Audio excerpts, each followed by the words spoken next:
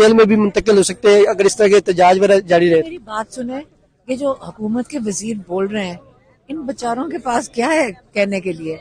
ये बेचारे ऐसे आके वो क्या है वो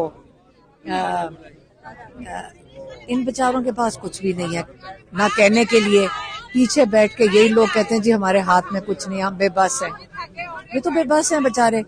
देखो चोरी शुदा जब वोट के ऊपर आओगे ना, फॉर्म 47 पे आओगे, तो आप तो इसी तरह ही मजबूर ही रहोगे ना, क्योंकि अपने वोट पे तो आए नहीं, किसी ने चोरी करके आपको एक सीट पकड़ा दी। ये सीटों के पीछे भूखे हैं। ये क्या, ये पाकिस्तान में वोट भी चोरी हो रहा है, पैसे भी चोरी हो रहे हैं। तो इमरान खान कहते हैं कि जो एलीट कैप्चर है ना, ये एलीट कैप्चर है। पिछली दफा मेरी बहन को कह के यही भेजा था कि लोगों को कहो ये जो एलीट कैप्चर है ना, ये थोड़े से लोग हैं जो पाकिस्तान के सारा सरमाया समेटना चाहते हैं। और वो अगर आप आज इनके सामने नहीं खड़े होगे एलीट कैप्चर के, तो ये आप तो चले इनके गुलाम हैं, बनाया इन्होंने, ये आपकी अगली नस्लें भी इनकी गुलामी करेंगी। तो इसलिए अपने हक के लिए खड़े हो। आज तक इमरान ने